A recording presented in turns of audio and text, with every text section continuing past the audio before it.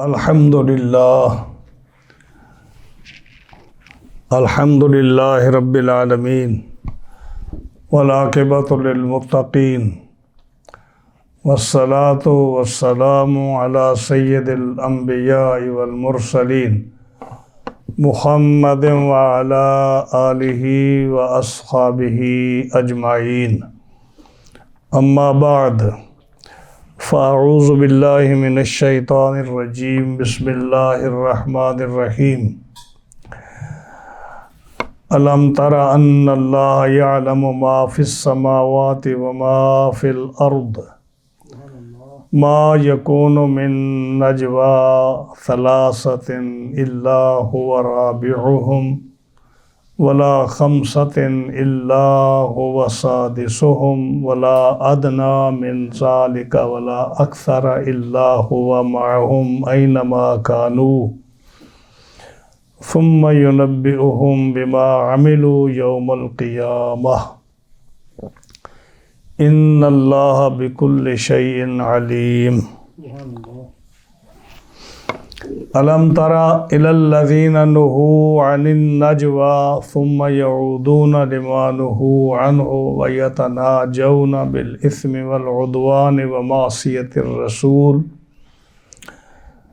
وإذا جاءوك حيوك بما لم يحيك به الله ويقولون في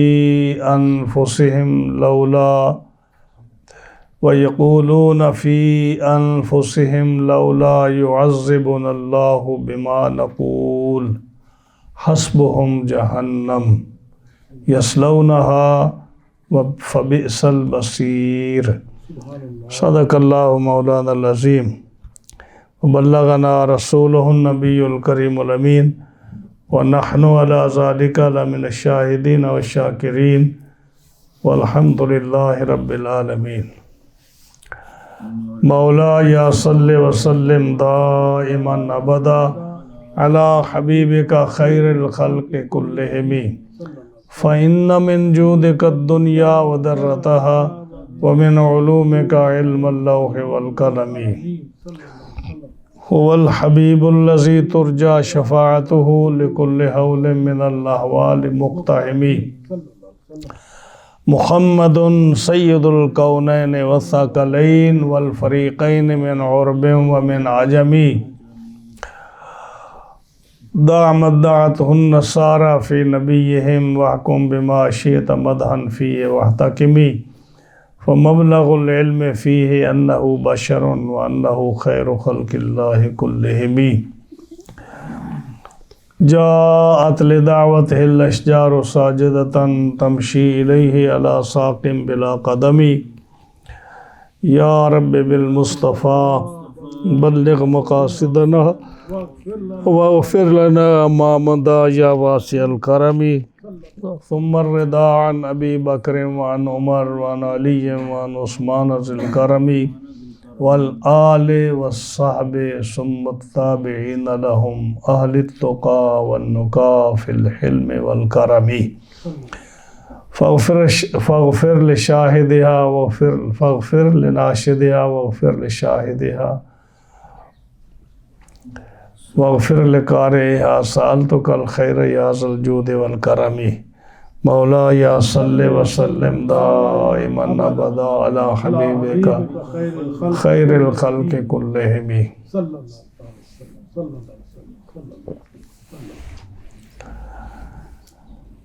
معززین حاضرین و سامعین کرام، قرآن مجید فرقان حمید برہان رشید کی اس جمعۃ المبارک کے ہفتہ وار درس میں آج ہم نے سورۃ المجادلہ کی 2 آیات کریمہ آیت نمبر 7 اور آیت نمبر 8 یہ 2 پڑھی ہیں۔ انشاءاللہ العزیز انہی 2 آیات کریمہ کا درس قرآن ترجمہ اور تفسیر عرض کریں گے۔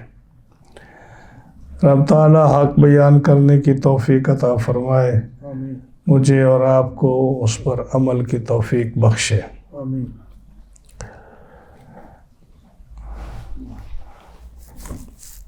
گزشتہ رکوع میں جو ہے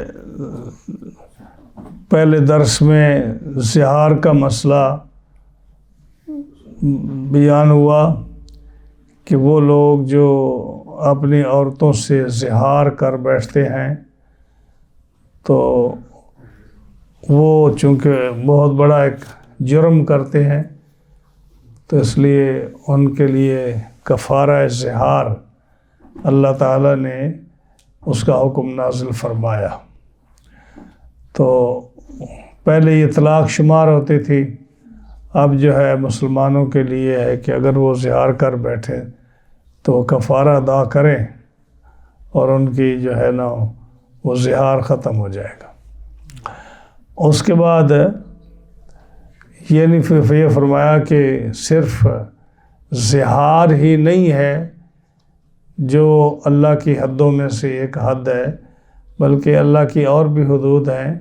جو آدمی ان حدوں کی خلاف ورزی کرتا ہے اور اللہ کے قوانین کے مقابلے میں اپنے قوانین بناتا ہے جی، تو فرمایا ان کے لیے عذاب علیم اور عذاب مہین ہے۔ تو آج کے درس میں بھی اور احکام اللہ تعالیٰ نے نازل فرمائے، جو فرمایا کہ لوگ یہ نہ سمجھیں کہ صرف زہار ہی ایک جرم ہے اور حدود اللہ کی خلاف ورزی ہے، اور بھی بہت سارے کام ہیں جو مسلمانوں کو ان میں احتیاط برتنی چاہیے۔ تو اللہ تعالیٰ جل شانہ نے ارشاد فرمایا، الم تر ان اللہ یعلم ما فی السماوات و ما فی الارض، کیا تو نے نہ دیکھا کہ اللہ جانتا ہے جو کچھ آسمانوں میں ہے اور جو کچھ زمین میں ہے۔ ما یکون من نجوا ثلاثۃ الا هو رابعہم، جہاں کہیں 3 شخصوں کی سرگوشی ہو تو چوتھا اس میں اللہ موجود ہے۔ ولا خمسۃ الا هو سادسہم، اور جہاں 5 کی سرگوشی ہو تو وہاں چھٹا وہ اللہ موجود ہوتا ہے۔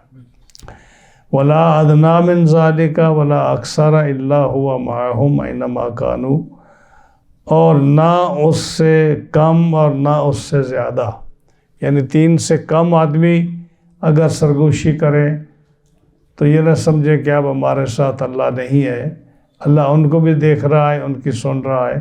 ولا اکثر، اور اگر 5 سے زیادہ 7 آدمی 10 آدمی جتنے بھی سرگوشی کریں تو یہ نہ سمجھے کہ ان کے ساتھ کوئی نہیں، بلکہ اللہ ہوا معہم، اللہ ان کے ساتھ ہے۔ اینما کانوا، جہاں مرضی ہو، پردے میں ہوں، کمروں میں ہوں، مکانوں میں ہوں، خیموں میں ہوں، چھپے ہوئے ہوں، زمین کے جو ہے کہیں بھی ہوں۔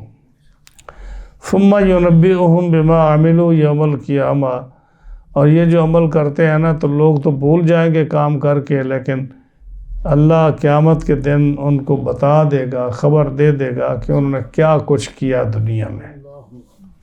ان اللہ بکل شیء علیم، بے شک اللہ سب کچھ جانتا ہے۔ اس آیت کریمہ کا شان نزول یہ ہے کہ ایک دن 2 بھائی جو تھے، ربیہ اور حبیب، یہ دونوں بھائی تھے، عمر کے بیٹے تھے، یہ باتیں کر رہے تھے صفوان بن امیہ سے۔ تو باتیں کرتے کرتے ان میں سے ایک بولتا ہے کہ جو کچھ ہم باتیں کر رہے ہیں کیا اللہ کو اس کا علم ہے؟ جو ہم باتیں کر رہے ہیں اللہ اس کو جانتا ہے؟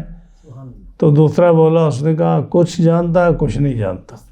ہاں جی، جیسے عوام الناس ہیں، ہر آدمی کو بغیر علم کے جو مار دیتے ہیں، ہاں کچھ جانتا ہے کچھ نہیں جانتا۔ تیسرا جو تھا نا وہ کہنے لگا، وہ کیا مطلب ہے کچھ جانتا ہے؟ اگر وہ بغیر کسی اسباب کے، بغیر کسی ڈیوائس کے، بغیر کسی چیز کے اگر وہ کچھ جانتا ہے تو سب کچھ جانتا ہے۔ تو اس وقت یہ آیت نازل ہوئی۔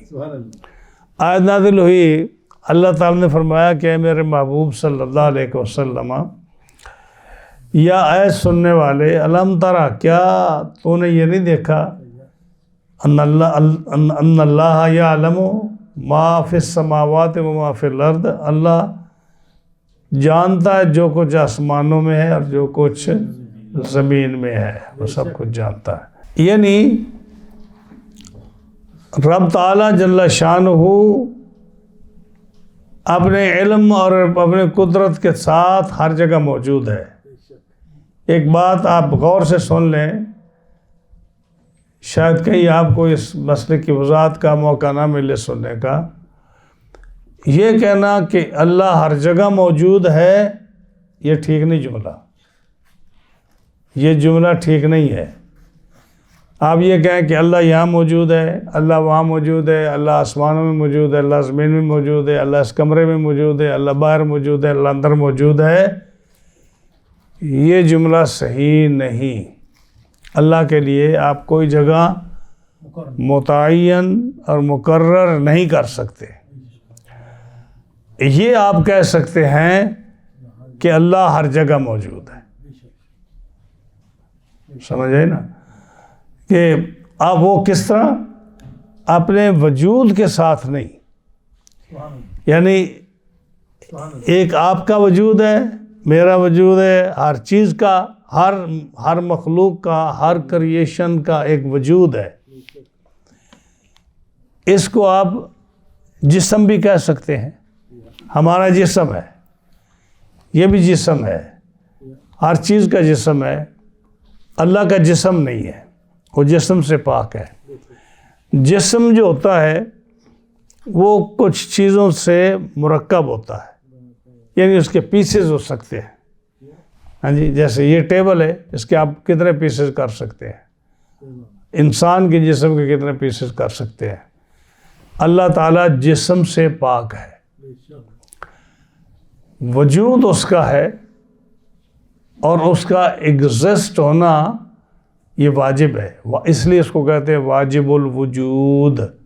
اللہ کا ایگزسٹ ہونا اور موجود ہونا ہر وقت یہ واجب ہے، یعنی ضروری ہے۔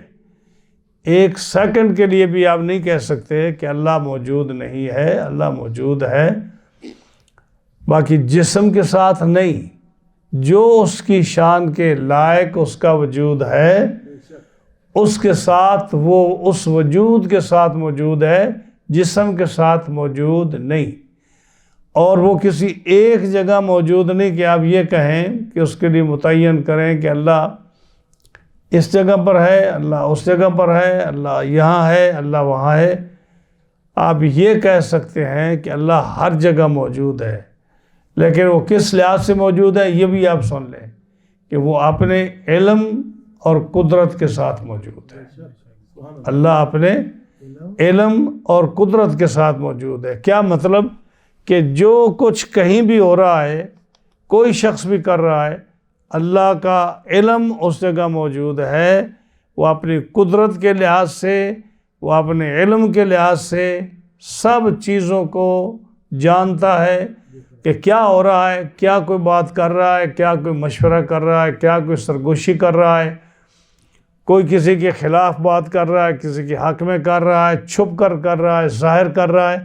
وہ ہر جگہ اپنے علم اور قدرت کے ساتھ موجود ہے۔ اپنے جسم تو اس کا ہے ہی نہیں، اپنے وجود کے ساتھ یہ کہنا کہ یہاں اللہ موجود ہے، یہ نہیں۔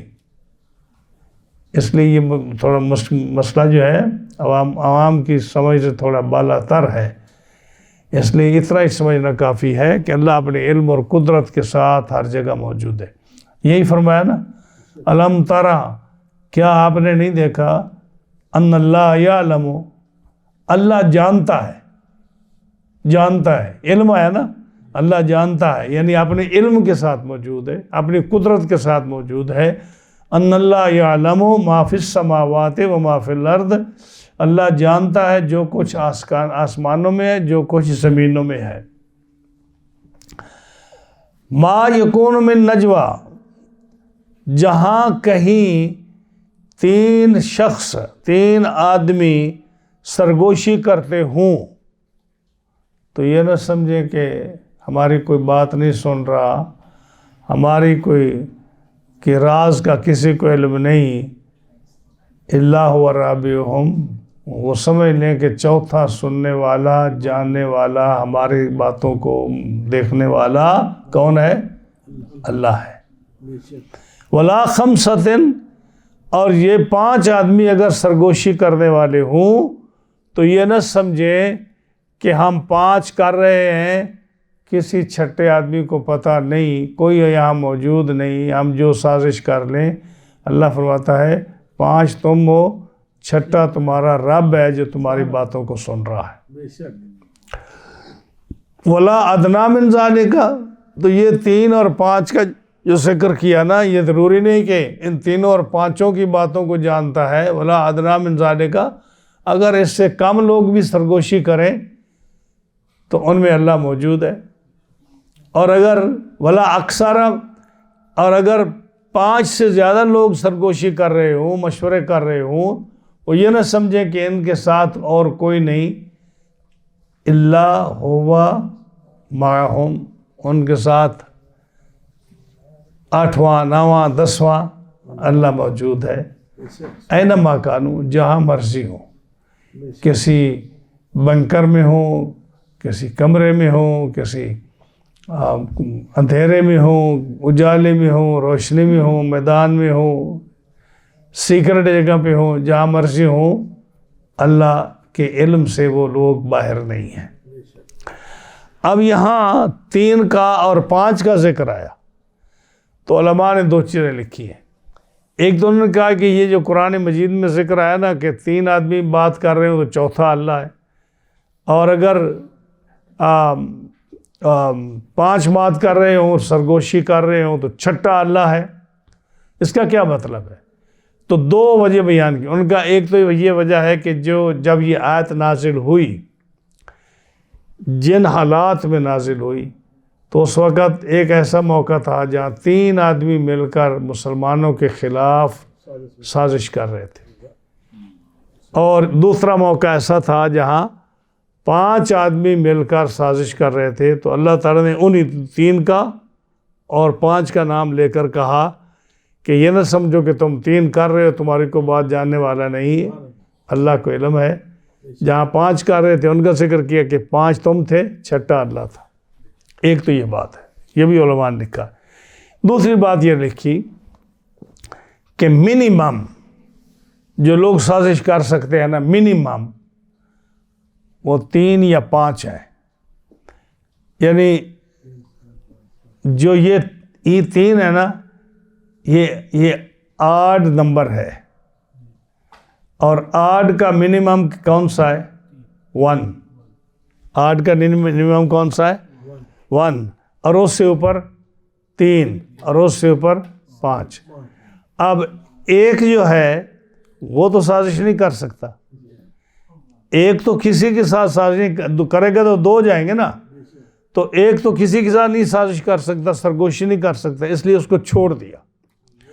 اب منیمم جو سرگوشی کر سکتے ہیں وہ 2 ہوں گے یا 3 ہوں گے۔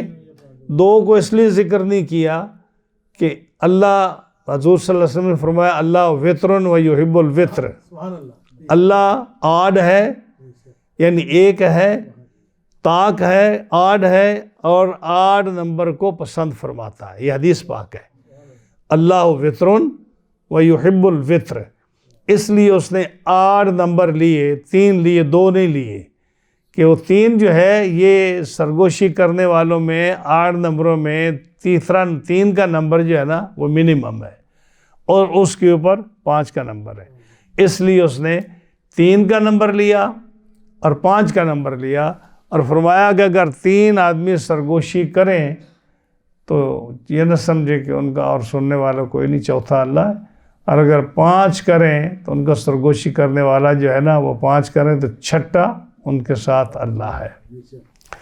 تو اس لیے یہ طاق کا ذکر کیا کہ 8 نمبر ہے کہ اللہ وطرن و یحب الوطر۔ ایک یہ 2 چیزیں ہو گئی۔ ایک ہم نے پہلے بیان کر دیا کہ وہ چونکہ 3 آدمی کر رہے تھے اور 5 کر رہے تھے تو اللہ تعالیٰ نے اس کا ذکر کر دیا۔ سبحان اللہ۔ تو اب اس لیے رسول اللہ صلی اللہ علیہ وسلم نے فرمایا کہ کوئی بھی آدمی سرگوشی نہ کرے، کوئی بھی آدمی سرگوشی نہ کرے، یعنی ایسا نہ ہو کہ وہ جو ہے جب لوگ باتیں کر رہے ہوں تو ان میں کوئی آدمی سرگوشی کرے تو یہ منع ہے۔ رسول اللہ صلی اللہ علیہ وسلم نے اس کا ارشاد فرمایا۔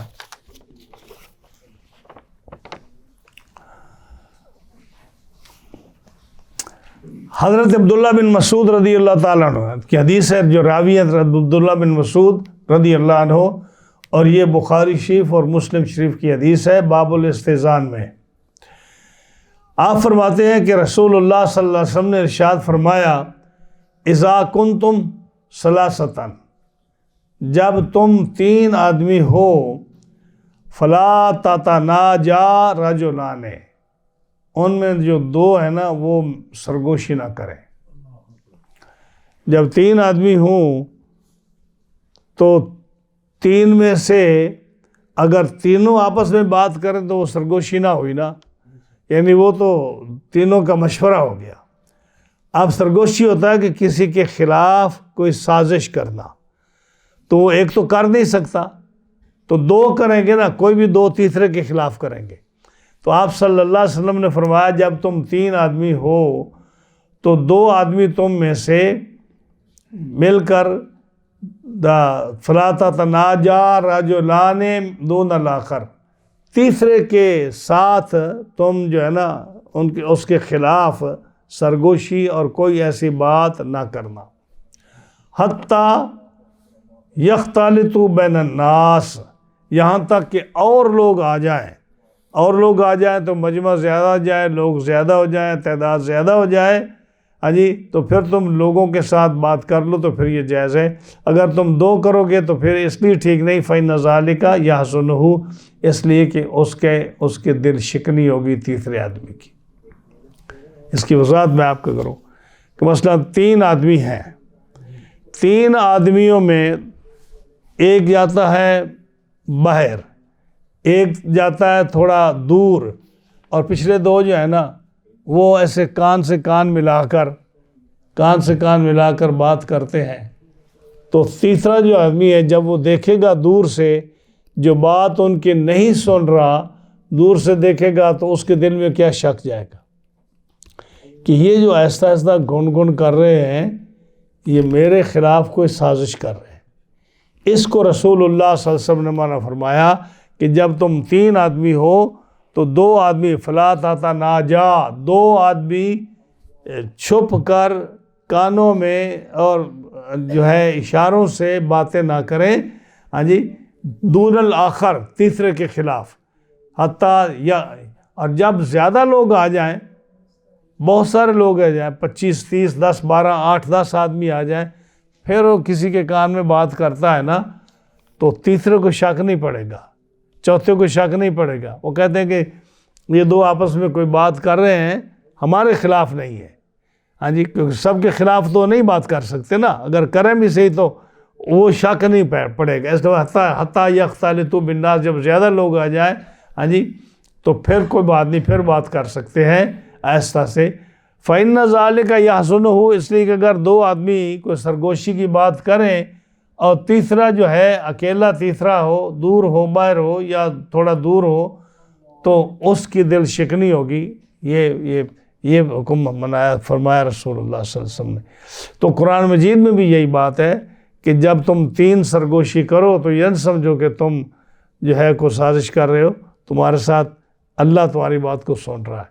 تو یہ ان کے لیے تھا، پھر یہ مسلمانوں کے لیے بھی حکم ہو گیا کہ کوئی بھی مسلمان 2 آدمی خسر پسر نہ کریں جب اونلی 1 پرسن ان کے ساتھ اور ہو، 3 ہو، یا 5 آدمی ہوں تو ان میں سے 4 آدمی آپس میں مشورہ کریں اور ایک جو ہے وہ علیحدہ ہو، اس کو نہ سنائی دے یا اس کو نہ بتائیں اور یہ آہستہ آہستہ باتیں کریں، تو فرمایا یہ منع ہے۔ ہاں زیادہ لوگ آ جائیں تو پھر وہ 2 3 آدمی 4 آدمی مل کر مشورہ کریں یا آہستہ آہستہ باتیں کریں، اس سے اس کو شک نہیں پڑے گا۔ یہ نبی کریم علیہ الصلوۃ والسلام نے فرمایا، اور اس کی وجہ یہ ہے کہ جب تم مل کر کرو گے تو اس کی دل شکنی ہوگی اور اس کو غیریت اور اس کو اجنبیت کا احساس ہوگا کہ لوگ میرے بارے میں کوئی بات کر رہے ہیں، اس کے دل میں شبہات پیدا ہوں گے اور یہ سمجھے گا کہ یہ کچھ باتیں مجھ سے چھپاتے ہیں، چھپا کر بات کرتے ہیں، اس لیے منع ہے۔ اب سمجھے نا مسئلہ یہ ہوا کہ اگر زیادہ آدمی ہیں، جیسے ہم ہیں 2 4 5 10 آدمی ہیں، اب اگر 2 آدمی وہاں بیٹھ کر بات کریں گے تو میرا خیال ہے کہ کسی کو بھی شک نہیں پڑے گا کہ یہ میرے خلاف کر رہے ہیں یا اس کے خلاف کر رہے ہیں۔ ہو سکتا ہے وہ زیادہ آدمی کو نہیں سنانا چاہتے، آپس میں کوئی مشورہ کرنا چاہتے ہیں۔ جب 3 آدمی ہوں تو 2 کا اس طرح چھپ کر بات کرنا تیسرے کے لیے اجنبیت اور اس کو جو ہے نا احساس ہوگا کہ یہ میرے خلاف کوئی بات کر رہے ہیں۔ قرآن میں اس نے اس بات کو منع فرمایا۔ حضرت عبداللہ بن عمر رضی اللہ تعالیٰ عنہ، یہ دوسری حدیث ہے، یہ بھی بخاری شریف باب الاستئذان میں ہے۔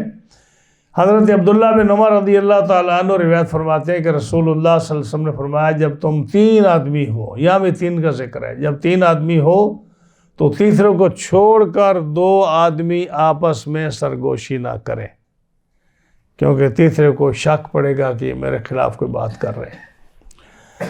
تو اس آیت کریمہ میں رب تعالیٰ نے فرمایا کہ تم 3 آدمی سرگوشی کرو تو یہ نہ بولو کہ تم اکیلے 3 ہو، بلکہ اللہ تمہارا چوتھا ہے، وہ تمہاری باتوں کو سن رہا ہے، وہ تمہاری ہر حرکت کو دیکھ رہا ہے، اور تم اگر ایسا کرو گے تو قیامت کے دن وہ تمہیں بتائے گا کہ تم نے کیا کیا اور تمہیں اس کا سوال جواب ہو اس بارے میں۔ ثم ینبئہم بما عملوا یوم القیامہ، اور فرمایا پھر جب تم کوئی سرگوشی کرو گے اور تم سمجھو گے کہ ہم نے کسی کو کچھ نہیں پتہ چلا، اللہ کو تو پتہ ہے، تو تم بھول جاؤ گے، تم سمجھو گے کہ ہم نے جو کام کیا کسی کو علم نہیں۔ اللہ فرماتا ہے ثم ینبئہم بما عملوا، جو تم نے کیا ہے نا تمہیں خبر دے گا اللہ قیامت کے دن۔ اب یہاں پھر سوال پیدا ہوتا ہے کہ اتنا لمبا کیوں؟ دنیا میں کیوں نہیں بتا دیتا اور قبر میں کیوں نہیں بتا دیتا؟ قیامت کو کیوں بتاتا ہے؟ ہاں جی، اس کی وجہ یہ ہے کہ اس اللہ تعالیٰ نے یہ جو ہے نا جزا کا ایک دن مقرر کیا ہے۔ ہاں جی، اور کون سا دن ہے؟ وہ قیامت کا دن ہے، یعنی جزا سزا کا دن جو ہے، یہ دنیا کا جو ہے یہ دارالاعمال ہے، دارالعمل ہے، اس میں عمل ہونا ہے اور اس کی جزا جو ہے قیامت کو ہونی، قبر میں بھی نہیں ہونی، دنیا میں بھی نہیں ہونی۔ اور اس کا ریزن کیا ہے؟ اس کا ریزن یہ ہے کہ کچھ عمل ایسے ہیں جو آپ کے اس دنیا میں مکمل نہیں ہوتے، آپ کا نامہ اعمال مکمل نہیں ہوتا، اور کچھ عمل ایسے ہیں کہ آپ کا جو ہے نا نامہ اعمال جو ہے یا آپ کے اعمال نیک عمل وہ قبر میں بھی پورے نہیں ہوتے، وہ قیامت میں جا کے پورے ہونے، اس لیے قیامت کو ہی سارا پتہ چلے گا۔ کیسے؟ مثال کے طور پر دنیا میں ایک شخص ہے اور وہ نیک بھی کرتا ہے برے عمل بھی کرتا ہے، تو اس کا جو نامہ اعمال ہے یہ کب مکمل ہوگا؟ جب فرشتے اس کو کب بند کر کے چلے جائیں گے؟ جب اس کا سانس نکل جائے گا، آخری سانس نکلے گا تو اس فرشتے جو ہے نا یہ کتابیں بند کر کے اللہ کے حضور پیش کریں گے کہ یا اللہ یہ اس شخص کا نامہ اعمال ہے جو اس نے دنیا میں کیا ہے، تو وہ نامہ اعمال تو آخری سانس تک رہے گا، کیونکہ آخری سانس میں اگر وہ کلمہ پڑھتا ہے، آخری سانس میں اگر وہ کوئی نیکی کرتا ہے، آخری سانس میں اگر وہ جو ہے مرنے سے پہلے کوئی بھی نیکی یا برائی کرتا ہے تو فرشتے لکھیں گے اس کو۔ اس لیے دنیا میں تو جو ہے نا یہ مکمل کام نہیں ہو سکتا، باقی رہا قبر میں بھی مکمل نہیں ہو سکتا۔ اس لیے مثال کے طور پر حدیث پاک ہے من سنّا فی الاسلام سنتاً حسنتاً فلہ اجرہا و اجر من عمل علیہا۔ ایک آدمی کوئی صدقہ جاریہ کا کوئی کام کرتا ہے کوئی مسجد بناتا ہے، کوئی مدرسہ بناتا ہے، کوئی صدقہ خیرات کرتا ہے، کسی کو دین سکھاتا ہے، کوئی کتاب قرآن مجید کسی کو دیتا ہے، کوئی کنواں کھودتا ہے، کوئی رفاع عامہ کے کام کرتا ہے، کوئی بھی صدقہ جاریہ کرتا ہے۔ اب وہ تو آدمی فوت ہو گیا، جو فوت ہو گیا تو آپ مجھے بتائیے کہ کیا اس کو جو ثواب ملنا ہے وہ ختم ہو گیا یا وہ کب تک جاری رہے گا؟ قیامت تک اگر وہ چیز موجود ہے تو وہ ثواب اس کو، اور وہ قبر میں ہے، تو اس لیے قبر میں بھی رب نہیں بتاتا، کیونکہ ابھی اس کا نامہ اعمال اور اس کی جزا و سزا اور اس کی جو ہے نا نیکیوں کا یا گناہوں کا پلڑا ابھی وہ مکمل نہیں ہوا۔ یا اس کا حدیث کا دوسرا حصہ، من سن فی الاسلام سنتا سیئتا فلہ وزرها ووزر من عمل علیہا او کما قال رسول اللہ صلی اللہ علیہ وسلم۔ یا اگر کوئی شخص کوئی برا کام چھوڑ جاتا ہے، بری عادت چھوڑ جاتا ہے، تو جتنے بھی اس پر عمل کریں گے ان کا گناہ جیسے ان انڈیویجول کو ہوگا، اس کا گناہ اس کو بھی ہوگا جیسے جو وہ کام شروع کر کے گیا ہے۔ تو اس کا مطلب یہ ہوا کہ قیامت تک ایک شخص جو قبر میں ہے، اگر وہ اچھا کام کر کے گیا ہے تو اس کو جزا ملتی رہے گی، اور اگر برا کر کے گیا ہے تو اس کو اس کے گناہوں کی سزا جو ہے اس کے نامہ اعمال میں اور اس داخل ہوتی رہے گی۔ تو اس لیے دنیا میں بھی اللہ تعالیٰ ان کو خبر نہیں دے گا، آخرت میں بھی نہیں دے گا، قبر میں بھی نہیں دے گا۔ اس لیے فرمایا ثم ینبئہم بما عملوا یوم القیامہ، اللہ تعالیٰ قیامت کے دن ان کو بتائے گا کہ یہ تم نے کام کیا ہے، تمہاری اتنی نیکیاں ہیں، تمہارے اتنے گناہ ہیں۔ ان اللہ بکل شیء علیم، اللہ تعالیٰ ہر شے کو جانتا ہے، ہر شے کو جانتا ہے۔ ہر شے کو کیا جانتا ہے؟ یعنی وہ چیز چاہے موجود ہے اس کو بھی جانتا ہے، جو موجود نہیں ہے اس کو بھی جانتا ہے، ہاں جی، اور جو واجب ہے، جس کا ہونا واجب ہے اس کو بھی جانتا ہے، جو واجب نہیں اس کو بھی جانتا ہے، جو ممکن ہے جو ہو سکتی ہے اس کو بھی جانتا ہے، اور جو ناممکن ہے اس کو بھی جانتا ہے۔ یہ ہے اللہ کا علم۔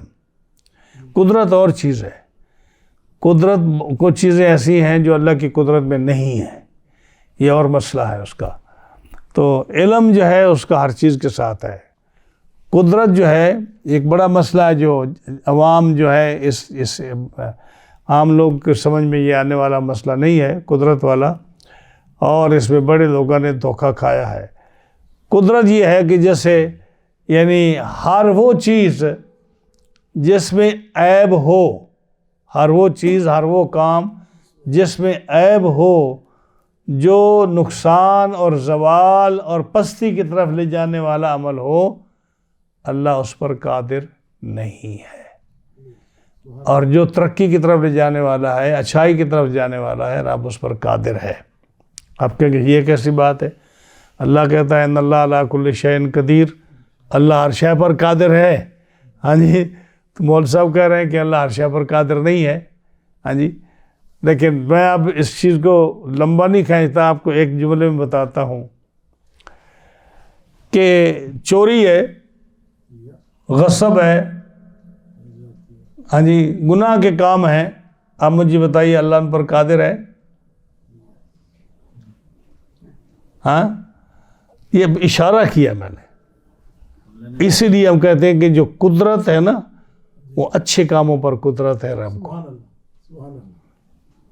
برے پر جس پہ اس کی ذات میں نقصان آئے اس پہ نہیں ہے، کیونکہ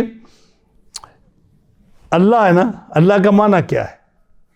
اللہ ہو، میں اللہ کو معنی بتاتا ہوں آپ کو، اللہ هو الواجب الوجود المستجمع لجمیع صفات الکمال المنزہ عن التعقل والنقصان والزوال، یہ لفظ اللہ کا معنی ہے۔ ہاں جی، اللہ وہ واجب الوجود ہے جس کا ایگزسٹ کرنا ہر دور میں، ہر وقت میں یہ واجب ہے، اس کا موجود ہونا، ایگزسٹ کرنا ہر دور میں واجب ہے، یعنی اللہ موجود ہر وقت، یہ هو الواجب الوجود المستجمع لجمیع صفات الکمال۔ جتنے بھی اچھے کام ہیں، جتنے بھی اعلیٰ کام ہیں، جتنے بھی ترقی والے کام ہیں، جتنے بھی اچھائی اور حسن والے کام ہیں، وہ سارے اللہ میں موجود ہیں۔ ہاں، اب دیکھیں اللہ کے نام گنو۔ اللہ عادل ہے، ہاں، یہ عادل ہونا اچھی بات ہے یا نہیں؟ ہاں جی، تو اس کو بھی جمع کرنے والا ہے۔ اللہ بصیر ہے، اللہ سمیع ہے، اللہ غنی ہے، اللہ قادر ہے، اللہ عالم ہے، اللہ خبیر ہے، بصیر ہے۔ یہ سارے جتنے بھی اللہ کے نام ہیں وہ سارے ان کے معنی کیا ہیں؟ اچھائی والے معنی۔ مالک الملک ہے، ذوالجلال والاکرام ہے۔ ہاں جی، یہ ہے المستجمع لجمیع صفات الکمال، ہر اچھائی ہر کمال جو ہے وہ اس کے اندر ہے۔ المنزہ، یہ اللہ کا معنی بتا رہا ہوں اب، اور وہ پاک ہے کس سے؟ 3 چیزوں سے۔ المنزہ عن التعقل، کہ کسی کی سمجھ میں آ جائے، اس سے اللہ پاک ہے۔ آپ مجھے بتا دیں، اللہ آپ کی سمجھ میں آ گیا؟ کوئی کہہ سکتا ہے کہ میں نے اللہ کو سمجھ لیا؟ سمجھ آئی یا نہیں؟ ہاں یا نہ بولو نا بھائی۔ شیخ سعدی کہتے ہیں، اے برتر از خیال و قیاس و گمان و وہم، اے جو وہم سے بھی اوپر ہے، گمان سے بھی اوپر ہے، خیال سے بھی اوپر ہے، عقل سے بھی اوپر ہے۔ ہاں جی، جو اے برتر از خیال و قیاس و گمان و وہم، تو وہ کسی کے سمجھ میں کیسے آئے گا؟ ہاں جی، تو المنزہ عن التعقل، جو کسی کی سمجھ میں آئے اس سے اللہ پاک ہے۔ اللہ کسی کی سمجھ میں نہیں آتا۔ والنقصان، اور ہر چیز جو نقصان پذیر ہو، جس میں نقص آتا ہو، اللہ اس سے پاک ہے۔ ہاں جی، چور جو ہے جب چوری کرتا ہے تو اس کو لوگ اچھا سمجھتے ہیں؟ ہاں، کوئی آدمی بدکاری کرتا ہے لوگ اسے اچھا سمجھتے ہیں؟ لوگ کسی کا مال غصب کرتے ہیں اس لوگ اچھا سمجھتے ہیں؟ ہاں جی، تو یہ ساری چیزیں جو ہیں یہ بھی صفات ہے نا۔ آپ اللہ کو غاصب کہہ سکتے ہو، اللہ کو ظالم کہہ سکتے ہو۔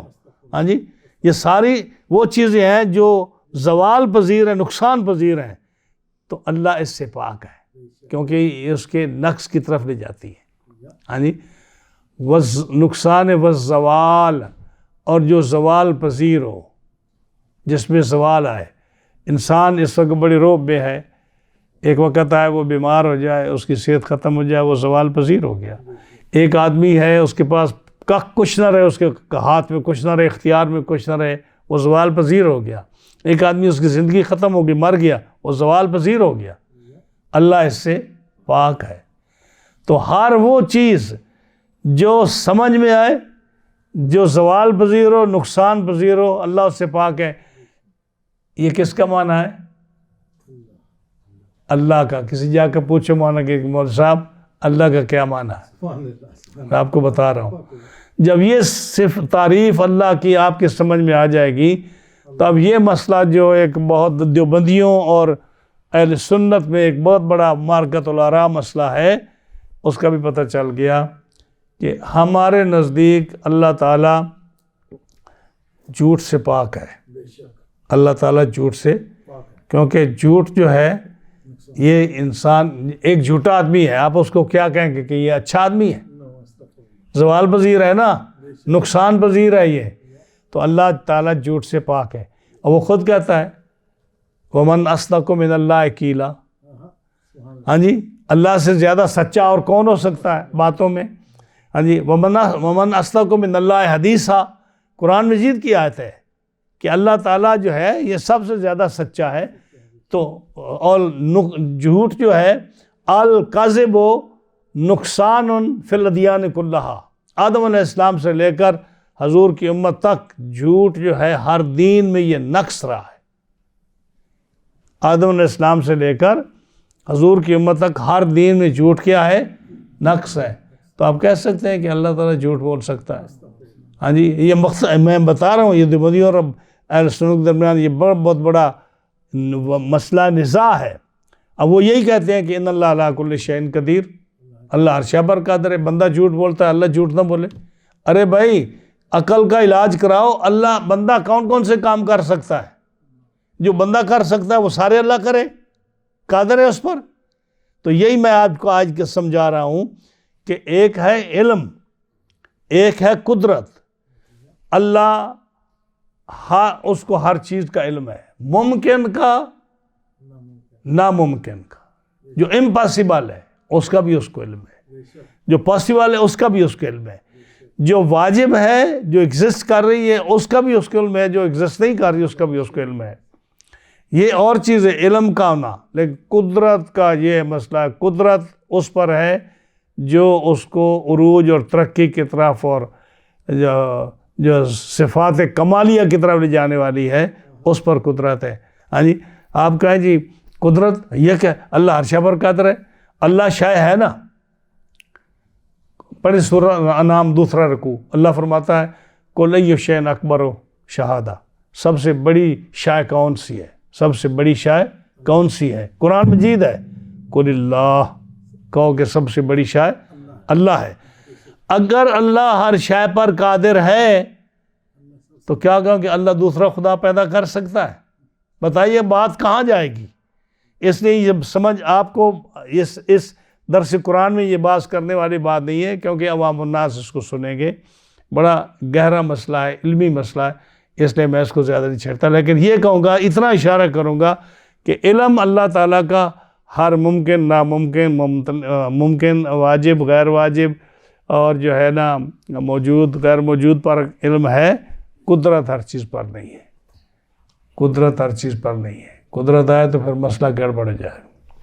تو فرمایا اللہ تعالیٰ ہر شے پر عالم ہے۔ آگے دوسری آیت، جب مسلمانوں میں اور یہودیوں میں صلح ہو گئی مدینہ پاک میں، حضور تشریف لے گئے مدینہ پاک میں، چونکہ یہودی بھی رہتے تھے اور بھی لوگ رہتے تھے، تو آپ نے مدینہ پاک میں لوگوں سے صلح کی تاکہ لوگ آپس میں جھگڑے نہیں۔ تو آپ نے جب صلح کی تو ظاہری طور پر تو جو فساد تھا، اختلاف تھا، لڑائیاں تھیں، وہ بند ہو گئیں، لیکن جو دل کا غبار تھا بے دینی کا یہود کے درمیان، وہ ختم نہ ہوا۔ تو اب وہ کیا ہوا اس کا کہ یہ جو پہلی آیت میں تھوڑا اشارہ تھا، اس میں تھوڑی تفصیل ہے۔ تو 2 آدمی جب کسی مسلمان کو دیکھتے نا، یہودی کے مسلمان آ رہا ہے، تو وہ کان کے ساتھ کان ملا کرنا، وہ کانا پھوسی کرتے، اس کو سرگوشی کرتے، اور ساتھ اشارے بھی کرتے، آنکھوں سے اشارہ کرتے، سر سے اشارہ کرتے اس کی طرف۔ بات اس کو سمجھ نہ آتی کہ کیا کہہ رہے ہیں، بات ہی آپس میں کرتے۔ تو جو بھی وہ بات کرتے، مسلمان یہ سمجھتا کہ ان کو پتہ چل گیا ہے کہ ہمارے جس کام کے لیے بھی ہے، اگر وہ جہاد کا موقع ہوتا تو وہ سمجھتا کہ ان کو پتہ چل گیا ہے کہ ہم جہاد پہ گئے تھے، ہمارے کون سا آدمی شہید ہوا ہے، کون سا آدمی گرفتار ہوا ہے، ہمیں کتنا نقصان ہوا ہے یا کیا ہوا ہے، یہ اس کے خلاف بات کر رہے ہیں۔ اگر کوئی اور معاملہ ہوتا تو یہ بات کچھ اور کرتے، جب اس کی طرف اشارہ کرتے تو وہ سمجھتا کہ یہ فلاں کام کی طرف کر رہے ہیں۔ اب روزانہ یہ چکر رہا، کبھی 2 آدمی مل کر کر رہے ہیں، کبھی 4 آدمی مل کر، لیکن جب مسلمان کو دیکھتے ایک تو اس کی طرف اشارہ کرتے اور دوسرا بات کرتے۔ لوگوں نے نبی کریم صلی اللہ علیہ وسلم کی خدمت میں عرض کیا، حضور ہمیں یہ پریشانی ہے کہ یہ لوگ ہمارے خلاف باتیں کرتے ہیں۔ تو آپ صلی اللہ علیہ وسلم نے یہودیوں کو منع کیا۔ آپ نے فرمایا کہ یہ جو ہے نا سرگوشیاں کرنا، کانا پھوسی کرنا، ایک دوسرے کے کانوں میں بیٹھ کر بات کر کے اشارے کرنا، اس سے رک جاؤ، یہ نہ کرو۔ جب اللہ کے رسول صلی اللہ علیہ وسلم نے منع کیا تو منع کرنے کے باوجود وہ نہ رکے، وہ یہ حرکت کرتے رہے، اور جب یہ حرکت کرتے رہے تو چونکہ وہ حضور صلی اللہ علیہ وسلم کو اور مسلمانوں کو دل سے پسند نہیں کرتے تھے، تو وہ اس بات کے مرتکب ہوئے کہ انہوں نے ایک تو یہ رسول اللہ صلی اللہ علیہ وسلم کے حکم کی خلاف ورزی کی، ایک یہ گناہ، ایک یہ کہ وہ گناہ کا کام کرتے تھے کہ کسی کے خلاف بات کرنا، غیبت، یہ بھی گناہ ہے، اور پھر حد سے زیادہ تجاوز کرتے ہیں کیونکہ ایسی ایسی باتیں کر جاتے ہیں جو ناقابل برداشت ہوتی۔ اور اس سے بڑھ کر پھر اور بات کہ جب حضور صلی اللہ علیہ وسلم کی خدمت میں آتے تو جب سلام دینے کا موقع آتا، جیسے لوگ آتے ہیں تو سلام دیتے ہیں، تو وہ آپ کو سلام نہیں دیتے تھے بلکہ کہتے السلام علیکم، السلام علیکم، اور سام کا معنی کیا ہے؟ موت۔ لیکن وہ ایسے انداز میں کہتے کہ عام صحابی کو پتہ نہ چلتا کہ یہ سلام کہہ رہے ہیں یا سام کہہ رہے ہیں۔ جیسے پہلے سپارے کی تفسیر میں گزرا ہے کہ یا ایھا الذین آمنوا لا تقولوا راعنا، اس میں کہ وہ راعنا یعنی جب حضور صحابہ کو حضور کی کسی بات کی سمجھ نہ آتی تو صحابہ کہتے یا رسول اللہ راعنا، ہماری تھوڑی رعایت فرمائیے، یعنی دوبارہ ارشاد فرمائیے یا اس کی دوبارہ وضاحت کر دیجیے، ہمیں سمجھ نہیں آئی، راعنا۔ اور یہودی جب آتے ان کو موقع مل گیا، وہ راعنا کو راعینا، راعینا، رائی کا معنی چرواہا ہے، ہاں جی، رائی کا معنی چرواہا ہے، اور راعینا صرف فرق اتنا ہے کہ زیر جو ہے وہ اس کو مخفف انداز میں پڑھتے راعینا، اور یہ جو ہے نا اس کو نیچے والی زیر کر کے نا کھڑی زیر کر کے راعینا کہتے۔ اب جب انہوں نے ان کی نیت میں، صحابہ کی تو نیت صاف تھی، ان کی نیت میں فطور تھا، اللہ نے ان کو منع کر دیا کہ تم یہ لفظ ہی نہ بولو، نہ صحابہ راعینا کہیں نہ کوئی اور راعینا کہے، اس وجہ سے کہ ان کی نیت میں یہ فطور تھا، رب نے منع کر دیا۔ اسی طرح یہاں جو تھا، یہ جب آپ کو کہتے ہیں نا السلام علیکم، تو کسی کو پتہ نہیں چلتا تھا کہ وہ السلام علیکم کہہ رہے ہیں یا السلام علیکم کہہ رہے ہیں، ہاں جی۔ تو یہ بھی ان کے لیے جب نوٹ کیا گیا تو پھر نبی کریم صلی اللہ علیہ وسلم پر یہ آیت نازل ہوئی۔ انہوں نے کہا میرے محبوب، جس چیز سے آپ نے ان شیطانوں کو منع کیا تھا یہ رکے نہیں اس سے، اور یہ 3 برائیاں کرتے ہیں۔ ایک تو گناہ کا کام کرتے ہیں کیونکہ یہ مشورہ سرگوشی جو کرتے ہیں مسلمانوں کے خلاف ایک گناہ ہے، اور یہ حد سے زیادہ بڑھ گئے ہیں کیونکہ اسلام کی خلاف ورزی اور قانون کی خلاف ورزی کرتے ہیں، وہ معصیت الرسول، اور تمہارے منع کرنے کے باوجود یہ جو ہے نا یہ نہیں رکتے۔ یہ 3 گناہ ان کے اندر ہیں، 3 زیادتیاں ان کے اندر ہیں، اور چوتھی یہ کہ جب تیرے پاس آتے ہیں تو ان لفظوں سے آپ کو یاد نہیں کرتے جو اللہ نے تمہارے لیے مقرر کی ہے۔ یہ بھی پوائنٹ بڑا قابل غور ہے۔ میرا یہ درس پوری دنیا میں جاتا ہے، اس لیے میں بات وضاحت کے ساتھ کرتا ہوں، جو بھی سنے گا میرے اس جملے کو بڑے غور سے سنیں۔ اللہ فرماتا ہے وَإِذَا جَاءُوكَ حَيَّوْكَ بِمَا لَمْ يُحَيِّكَ بِهِ اللَّهُ، جب آپ کے پاس آتے ہیں تو آپ کو ایسے ٹریٹ کرتے ہیں، آپ کو ایسے سلام دیتے ہیں، آپ کو ایسے مخاطب ہوتے ہیں، آپ کو ایسے پکارتے ہیں بِمَا لَمْ يُحَيِّكَ بِهِ اللَّهُ، جس کی اللہ نے آپ کو اجازت، جس کی اللہ نے کسی کو اجازت نہیں دی۔ اللہ نے آپ کے بلانے کے انداز قرآن میں بیان کیے ہیں، حکم دیا ہے کہ میرے محبوب کو اس طرح بلاؤ جس طرح اللہ نے کہا ہے، یہ اس طرح نہیں کہتے، سمجھے نا؟ وَإِذَا جَاءُوكَ حَيَّوْكَ حَيَّوْكَ یعنی سلامی پیش کرنا، سلام دینا، آ کر رسپیکٹ سے بولنا، ادب سے پکارنا، یہ اس طرح نہیں کرتے بِمَا لَمْ يُحَيِّكَ بِهِ اللَّهُ، اس طرح نہیں کرتے جیسے ان کو اللہ نے کہا ہے۔ اللہ نے اپنے محبوب کو کیسے کہا ہے قرآن میں؟ یا ایھا المزمل، کہا یا نہیں کہا؟ ہاں، میں کو غلط کر رہا ہوں؟ کیا کہا اللہ نے؟ یاسین، حضور کو پکارا نا، اے سردار یاسین۔ اب کیا طٰہٰ، اے 14 طبق کے مالک، یا ایھا المدثر، او کمبل اوڑھنے والے نبی، یا ایھا المزمل، او چادر اوڑھنے والے نبی. ہاں جی، کیا فرمایا؟ یا ایھا الرسول بلغ، اے رسول صلی اللہ علیہ وسلم، یا ایھا النبی، غیب کی خبر دینے والے نبی. ہاں جی، یہ سارے القاب اللہ نے حضور کو دیا نا. کہیں اللہ نے کہا ہے قرآن مجید میں کہ اے رسول تو بھائی ہے، تو بابا ہے، تو نانا ہے، تو دادا ہے؟ صحابہ کرام، ایون جو حضور کی فیملی ہے، حضور کے ساتھی ہیں، حضور کے رشتہ دار ہیں، وہ بھی جب آپ کو پکارتے تھے تو کیسے پکارتے تھے؟ یا رسول اللہ. اٹھا کے دیکھ لیں کتابیں، کیا پکارتے تھے. تو یہ میرے جو ہے نا، یہ بات میری اپنوں کے لیے بھی ہے، دوسروں کے لیے بھی ہے.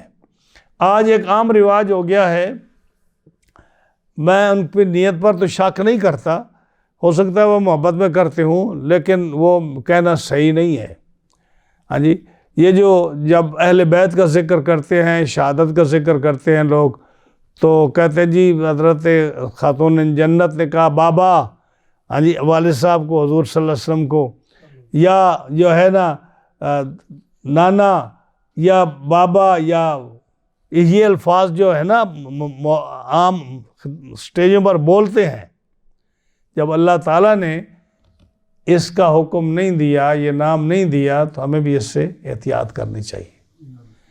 جب صاحبزادگان یا رسول اللہ کہتے تھے تو ہمیں بھی یہی کہنا چاہیے.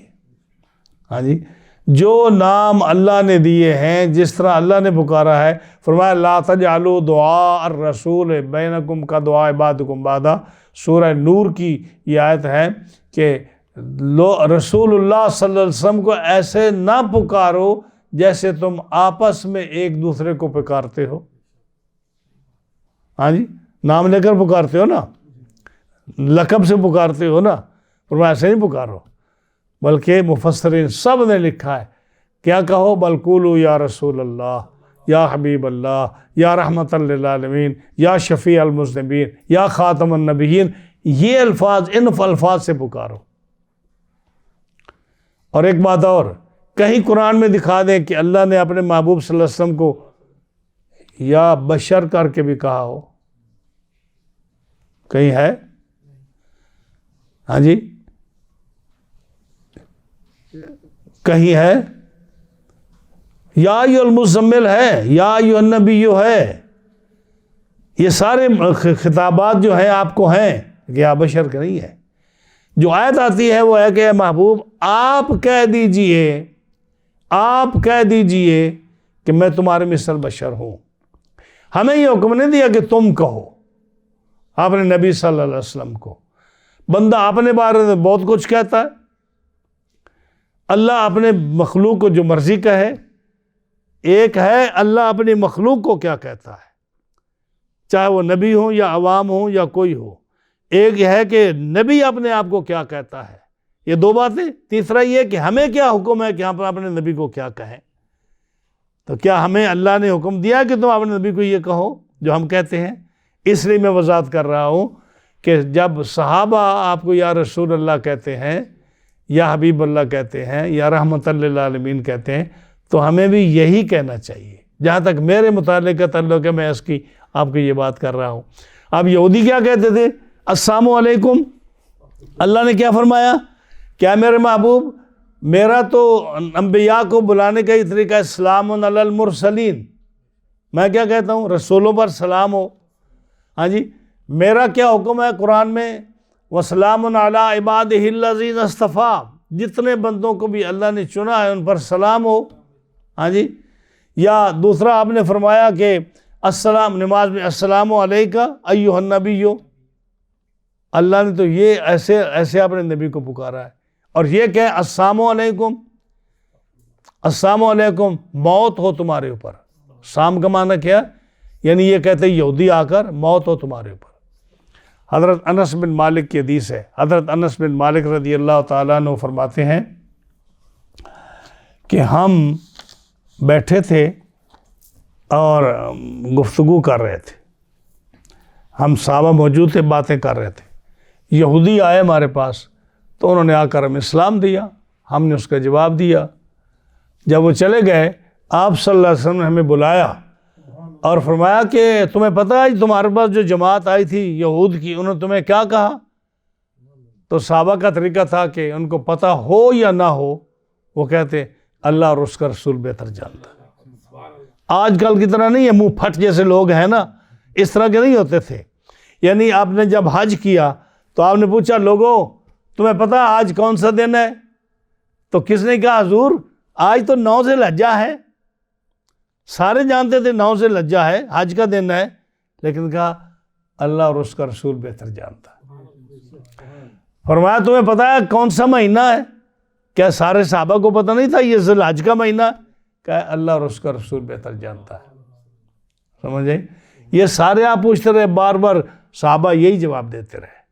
پھر آپ نے اس دن کی تعریف فرمائی اس کی، وہ صحابہ کو پتہ تھا کہ حضور کو جب کوئی نئی بات کرنا چاہتے ہیں، اس لیے ہمارے جواب دینے کے بجائے آپ فرمائیں کہ کیا بات ہے۔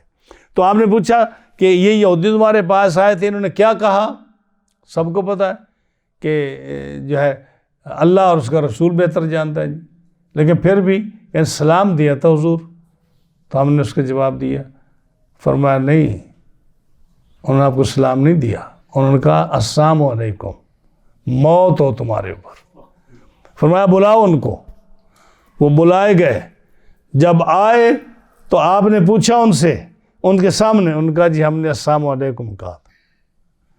تو آپ نے کیا فرمایا کہ یہ یہودی جو ہے نا، یاد رکھو یہودی یا عیسائی غیر مسلم جب بھی تمہیں سلام دے تو تم ایسے ان کا کیا جواب دو؟ علیکم علیکم، ہاں جی، علیکہ بما قلتا، جو تو نے کہا ہے نا وہ تیرے اوپر ہی جائے، علیکم یہ جو تو نے کہا ہے یہ تمہارے اوپر ہی جائے۔ یہ ہے غیر مسلم۔ ہمارے کچھ لوگ جو بڑے شوق سے کوئی عیسائی اسلام دے، یہودی اسلام، لوگوں کو اب اسلام تو عام ہو گیا ہے نا، اسلام تو ایک ایسا لفظ عام ہو گیا ہے، اب باہر نکلیں جو بھی آپ کو دیکھے گا یہ مسلمان نظر آتا ہے السلام علیکم، یہ پھر لمبا وعلیکم السلام ورحمۃ اللہ وبرکاتہ، رحمتیں برکتیں اس پر بھیجنی شروع کر دیتے ہیں، جبکہ وہ مسلمان بھی نہیں ہے۔ تو جب غیر مسلم جے دے تو اس کو کہو وعلیکم، کیا اتنا کافی نہیں ہے کہ جو تو نے کہا ہے نا وہ تیرے اوپر ہی ہو؟ حضرت عائشہ صدیقہ ام المومنین رضی اللہ تعالیٰ عنہ فرماتی ہے میں گھر بیٹھی تھی، یہودیوں کی جماعت آئی، انہوں نے آ کر نبی کریم علیہ الصلوۃ والسلام کو سلام دیا، لیکن انہوں نے کہا السلام علیکم۔ حضور نے جواب دیا، میں نے سن لیا تو میری برداشت سے باہر ہو گیا۔ جب میں نے سنا نا تو میں نے کہا السلام علیکم ولعنکم اللہ وغضب علیکم، یہ موت تمہارے اوپر ہو۔ مائی صاحبہ کہتی ہے میں نے غصے میں اگر ان کو کہا یہ موت تمہارے اوپر ہو اور اللہ کی لعنت تمہارے اوپر ہو اور اللہ کا غضب تمہارے اوپر ہو۔ میں نے جب یہ کہا نا غصے میں، تو آپ نے فرمایا عائشہ ہمارے اللہ نے ہمیں اتنے سخت الفاظ کہنے سے اور ایسی گری ہوئی باتوں کے کہنے سے رب نے منع کیا ہے۔ ہاں میں نے کہا حضور آپ نے سنا نہیں انہوں نے کیا کہا آپ کو؟ آپ نے فرمایا میں نے سنا ہے، میں نے ان کو جواب بھی دیا ہے۔ تو انہیں سنا نہیں میں نے کیا جواب دیا ہے؟ میں نے ان کو کہہ دیا علیکم، جو تم نے مجھے کہا ہے نا یہ سارا تمہارے اوپر لوٹ جائے، اور اے عائشہ جو کچھ انہوں نے کہا ہے نا وہ تو قبول نہیں ہوگا، لیکن جو میں نے کہا ہے وہ قبول ہو جائے گا۔ اس بات سے ایک بات یہ نکلی کہ مسلمان کو اچھی زبان استعمال کرنی چاہیے، چاہے اس کا دشمن ہو یا کوئی بھی ہو۔ یعنی آپ نے فرمایا نا انہوں نے آپ کو کتنے سخت لفظ بولے تو آپ نے نرم جواب دیے، خاص کر جو لیڈر حضرات ہوتے ہیں نا ان کو بڑی احتیاط چاہیے۔ آپ نے سختی نہیں کی، لیکن صحابہ جو تھے ان کو حضور سے محبت تھی، وہ برداشت نہیں کر سکتے تھے، انہوں نے جیسے مائی صاحبہ رضی اللہ تعالیٰ عنہ سختی کی، وہ سختی کی انہوں نے، لیکن حضور نے کیا فرمایا کہ یہ الفاظ ہمارے رب کو پسند نہیں ہے۔ رب چاہتا ہے کہ مسلمان کی زبان شستہ ہو، ہاں جی، رب یہ چاہتا ہے کہ جو میرا بندہ ہو اس کی زبان سے کسی قسم کے ایسے الفاظ نہ نکلیں جو لوگ بھی جس کو برا کہیں اور اس کو برا سمجھیں۔ تو یہ جو تھا نا، اب فرمایا الم تر الی الذین، یہ دوسری آیت، کیا تم نے نہیں دیکھا ان لوگوں کو جنہیں برے مشورے سے اور بری سازش سے منع کیا گیا۔ الم تر الی الذین نہوا عن النجویٰ، یعنی یہود کو منع کیا گیا تھا کہ تم یہ سرگوشی نہ کرو، برے مشورے نہ دیا کرو۔ ثم یعودون لما نہوا عنہ، پھر وہ اسی طرف آ گئے لوٹ کر جس سے منع کیا گیا تھا۔ یعنی اللہ کے رسول نے منع کیا کہ تم برے مشورے نہ کرو، سرگوشی نہ کرو، ہمارے مسلمانوں کو تنگ نہ کرو، لیکن وہ کیا، ثم یعودون، پھر لوٹ کے آ گئے اور وہ باز نہیں آئے ان حرکتوں سے۔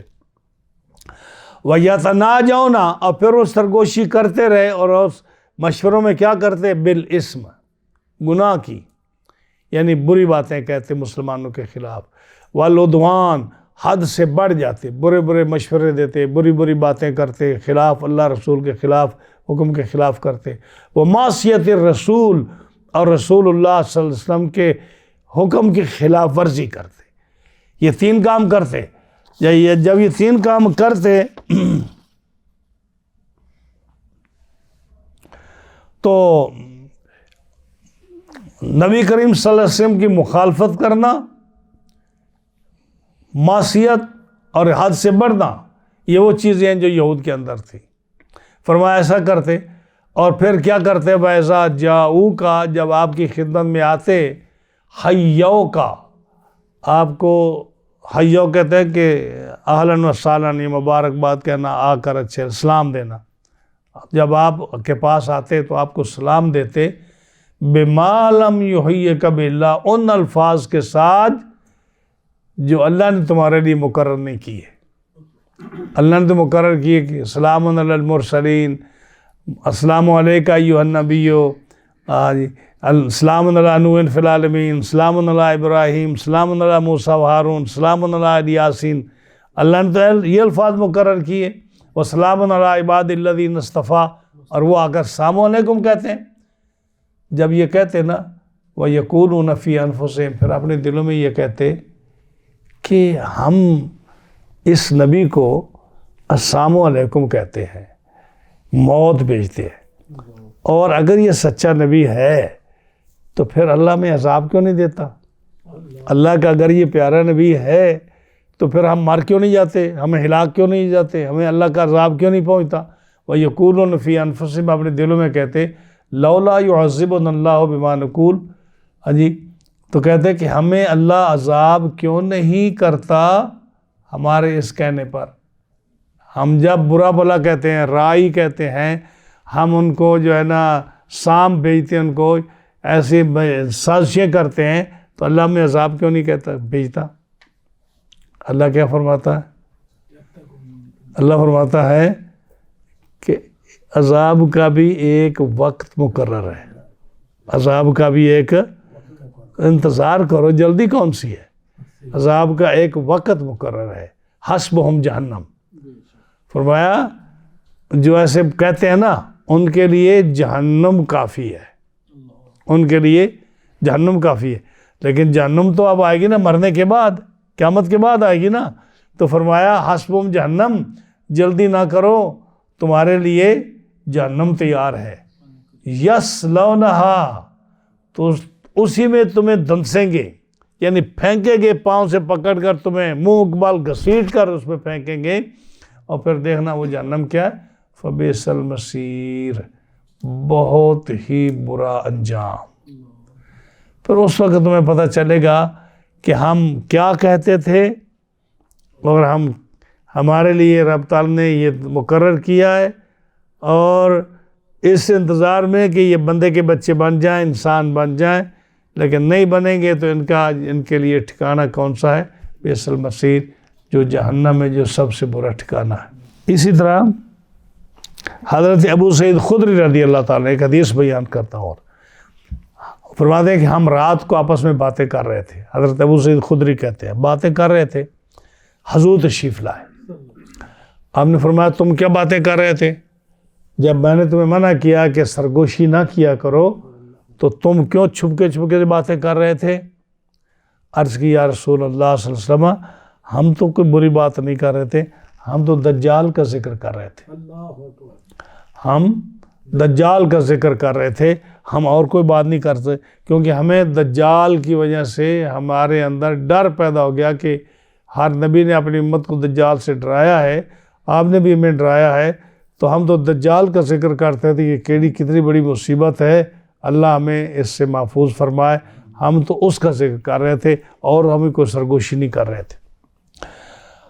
آپ نے فرمایا کہ میں تمہیں اس سے بھی زیادہ ایک خوفناک بات نہ بتا دوں، دجال سے بھی زیادہ؟ یا رسول اللہ آپ ارشاد فرمائیے صلی اللہ علیہ وسلم، کیوں نہیں، فرمائیے کیا بات ہے؟ آپ نے فرمایا یہ بات بھی جو ہے نا یہ بھی بڑی پلے باندھنے والی ہے، ایک جملہ حضور کا ہے اور وہ پلے باندھنے والا ہے، دجال سے زیادہ سخت بات کون سی؟ آپ نے فرمایا جو شخص کسی کی وجہ سے نیک کام کرے، جو شخص کسی کی وجہ سے نیک کام کرے، اللہ کی رضا کے لیے نہیں، کسی کی وجہ سے نیک کام کرے، وہ شرک خفی ہے، وہ شرک ہے اور شرک خفی ہے۔ اب یہاں یہ غلط فہمی آپ یہ نہ سمجھیں کہ مثلا آپ کسی کو کہیں یار نماز پڑھنے کے لیے نماز پڑھنے چلے، وہ نماز نہیں پڑھتا، آپ اس کو نماز کے لیے لے آئے، آپ کے کہنے پر وہ نماز پڑھنے کے لیے آیا، تو یہ شرک خفی نہیں ہے، یہ شرک خفی نہیں ہے۔ یہ میں وضاحت کر دوں، آپ کسی کو ترغیب دیتے ہیں کہ کلمہ پڑھیے یار، تو کلمہ پڑھتا ہے، تو یہ شرک خفی نہیں ہے۔ آپ کسی کو کہتے ہیں روزہ نہیں رکھتا، پھر روزہ رکھا کریں، وہ روزہ رکھنا شروع کر دیتا ہے، یہ شرک خفی نہیں ہے۔ ایک آدمی جو ہے دین سے دور ہے، آپ اس کو قریب لاتے ہیں، آپ کو واعظ کرتے ہیں، نصیحت کرتے ہیں، مسلمان کرتے ہیں، یا مسلمان ہے تو اس کو عمل کی ترغیب دیتے ہیں، یہ شرک خفی نہیں ہے۔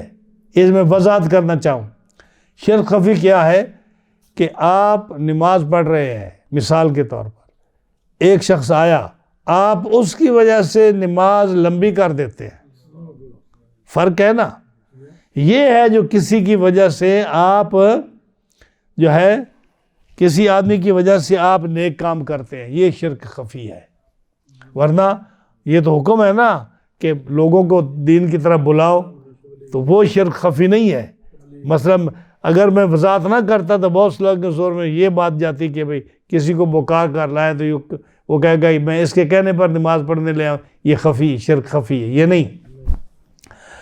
آپ صدقہ کرنا چاہ رہے ہیں، آپ نے دیکھا آپ نے جیب سے پیسے نکالے اور جو ہے نا کوئی آدمی آ گیا، آپ اس کو دکھانے کے لیے اور نکال لیتے ہیں اور دکھا کر دیتے ہیں بھئی یہ لے لو، ہاں جی، یہ کیا ہے؟ یہ شرک خفی ہے، ہاں جی۔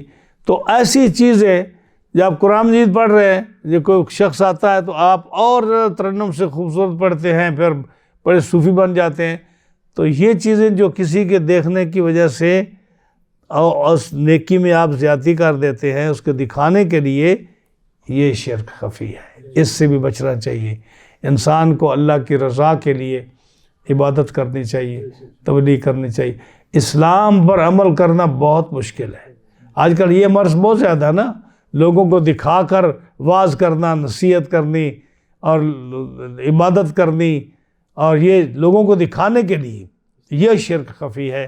اللہ تعالیٰ میں اس سے انسان مسلمان کو محفوظ فرمائے۔ یہ دیکھیں اس سورہ مجادلہ میں کتنی اہم باتیں ہیں جو مسلمانوں کو اپنانی چاہیے، اس کے لیے ہیں۔ اللہ تعالیٰ جل شانہ ہر مسلمان کو ان چیزوں پر جو اللہ کے رسول صلی اللہ علیہ وسلم نے فرمایا ہے اس پر عمل کی ہمیں توفیق عطا فرمائے۔